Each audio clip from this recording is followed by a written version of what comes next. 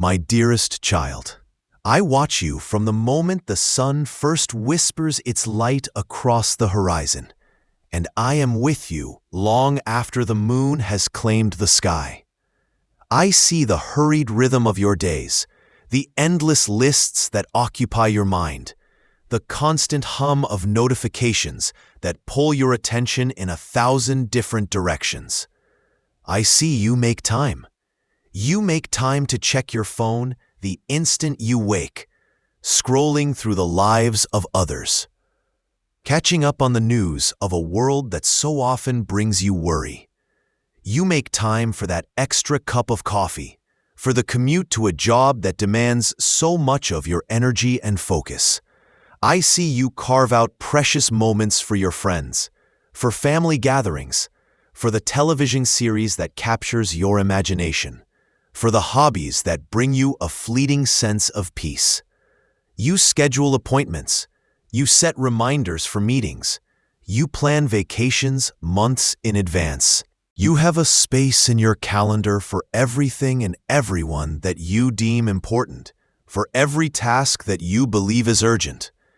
And I watch, and I wait, and my heart yearns as I ask you, where is the time for me? Where in the midst of this meticulously planned, overwhelmingly busy life, is there a single, unguarded moment reserved for the one who gave you time itself? You say you are too busy, but what is this busyness that consumes you? You are busy building a life, a career, a reputation. You are busy seeking security, happiness, and validation from the world around you. You pour your strength, your talent, your very essence into these pursuits. But do you ever stop to ask who gave you that strength? Who breathed that talent into your soul? Who is the source of the very life you are so busy living? Until you are like a beautiful flower, so preoccupied with displaying its colors to the world that it forgets the sun that gives it life, the soil that gives it stability, and the rain that quenches its thirst. Without these, the flower would wither, its vibrant colors would fade, and its petals would fall. My child, I am your sun, your soil, your living water. When you cut yourself off from me, you are cutting yourself off from your very source of being. You may flourish for a season on your own perceived strength, but eventually the spiritual exhaustion will set in. A deep, unexplainable emptiness will begin to haunt the quiet moments you so desperately try to avoid. You treat me like an afterthought, a weekend obligation, or a last resort for when things go terribly wrong. You have time for an hour of entertainment, but not for 5 minutes of prayer. You have time to text a friend, but not to whisper a word of gratitude to your Creator. You have the energy to pursue your ambitions with fierce determination, but when it comes to seeking me, you suddenly feel tired and drained. You tell yourself, I'll pray later. I'll read a holy text tomorrow. I'll connect with God when I have more time. But tomorrow becomes next week, and next week becomes next month, and soon the silence between us stretches into years. You have placed me at the very bottom of your priority list, below your career, your social life, even your distractions. And yet, I am the only one who holds the list itself. I am the one who can bring order to your chaos, peace to your worry, and purpose to your striving.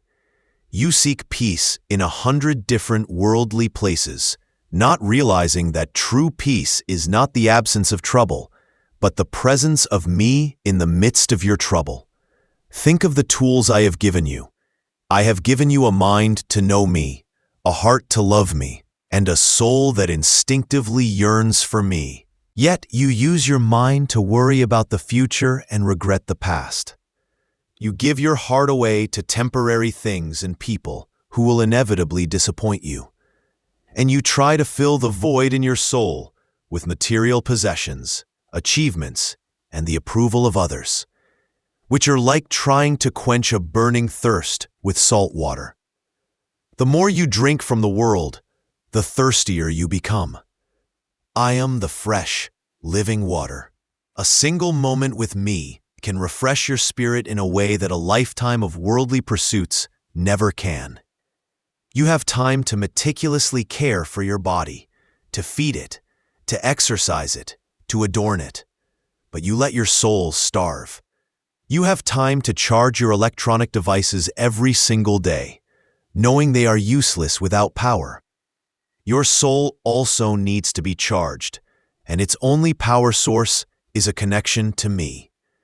You are walking through life with a spiritually dead battery, wondering why you feel so empty, so anxious, and so lost. And often, you do this not from a place of malice, but from a place of fear. Your busyness has become your hiding place. The constant noise of your life is a shield you hold up to protect yourself from the silence. For in the silence, you might have to face the questions you have been running from. You might have to confront the parts of yourself that you keep hidden. You might have to face me, and you are afraid of what you might find. Perhaps you fear that I am disappointed in you, that I am keeping a record of your failures and shortcomings. You see me as a stern judge, a cosmic taskmaster impossible to please. So you avoid my presence altogether, thinking it better to keep your distance than to face my supposed wrath. Oh, my child, how you have misunderstood me. I am not the source of your shame. I am the remedy for it. I am not the accuser who lists your faults. I am the Father who runs to embrace you while you are still a long way off. My love is not a prize to be won through your perfect performance.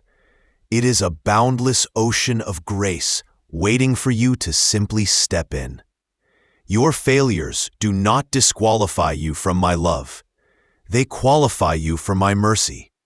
You also hide in your busyness because it gives you the illusion of control. As long as you are doing, planning, and achieving, you feel like you are the master of your own destiny. You grip the steering wheel of your life with white knuckles, believing that your effort alone determines your direction and your safety. To pause, to be still, to surrender a piece of your day to me feels like a loss of that control. It feels like admitting you cannot do it all on your own. And that, my child, is the beginning of true wisdom. You were never meant to do it all on your own. Your life is an intricate tapestry, and from your perspective on the ground, all you can see is the underside. A chaotic mess of tangled threads, knots, and seemingly random colors. It makes no sense, and so you frantically try to rethread it, to control the pattern, to make it look neat. But I am the master weaver. I see the tapestry from above, and I see the magnificent picture that is being created. Every thread, even the dark ones of sorrow and struggle, is being woven into a design more beautiful than you can possibly imagine. Making time for me is your act of trust in the weaver. It is letting go of your need to understand every knot and simply trusting that my hands are creating a masterpiece. This relationship I seek with you is not another item for your to-do list. It is the very context in which the list exists. It is the rhythm beneath the frantic tempo of your life. Think of a grand symphony. You, in your daily life, are so focused on playing your own instrument, worried about hitting every note perfectly, that you have forgotten to look up at the conductor. Without my direction, you are just one instrument playing a frantic, isolated melody. But when you make time to look at me, to align your rhythm with mine, you become part of a breathtaking harmony. Your part suddenly makes sense in the context of the whole orchestra. Your life song contributes to a divine composition of love and purpose. I am the conductor, and I know the entire score. I know when the tempo needs to slow, when the crescendo must build, when a moment of rest is needed. By ignoring me, you are not just missing a relationship, you are missing the entire point of the music. You are trying to play a symphony all by yourself, and you wonder why it sounds like noise. So how do you begin to change this? You feel the distance between us is vast, a great chasm you do not have the strength to cross. But the distance is only a single thought away. It is not about grand, sweeping changes overnight. It is about small, intentional shifts in your awareness. When you are drinking your morning coffee, take one sip with conscious gratitude, recognizing me as the provider of that simple pleasure. When you are stuck in traffic, instead of filling the space with frustration or distraction, use that captured moment to speak a single sentence from your heart to me. It does not have to be a formal prayer. I hear the language of your heart more clearly than the words of your mouth. A silent help me, a whispered thank you, a heartfelt I'm scared is a prayer that moves heaven. Turn gratitude into your gateway. As you walk through your day, begin to notice the small miracles you once overlooked. The intricate design of a leaf, the genuine smile of a stranger, the feeling of relief when a difficult task is done. In each of these, see my signature. Acknowledge these gifts, and in doing so, you acknowledge me, the giver. Do not tell me you are not worthy, that your life is too messy to invite me into. I am not a guest who only visits pristine homes.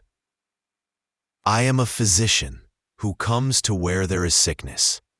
I am a renovator who delights in turning broken ruins into beautiful temples. Your brokenness is not a barrier to my presence. It is the very doorway through which I enter. Do not tell me you do not have the right words.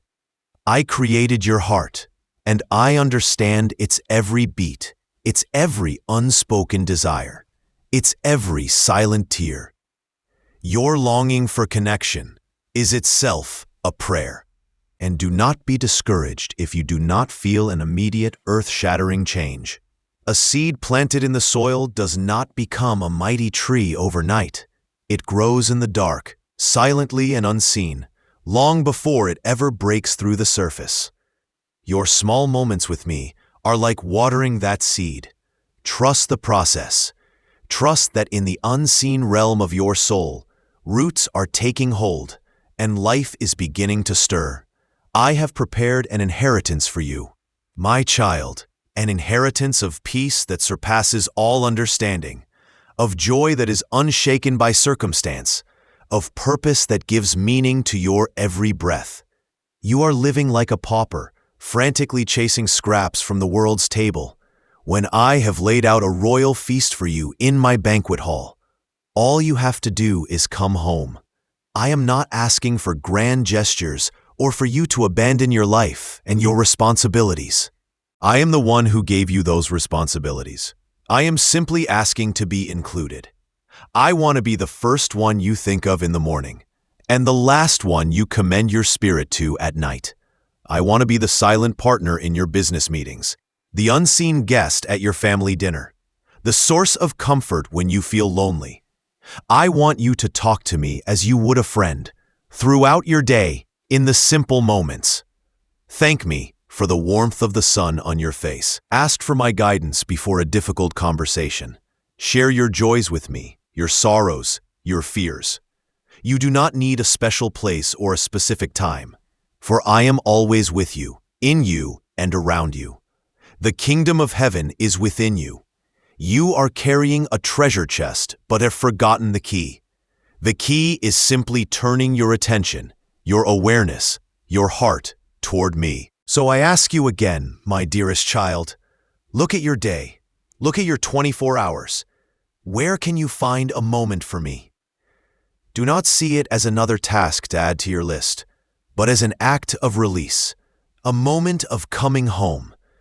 In these small moments, you will begin to find me. And in finding me, you will begin to find yourself, the true self you were created to be.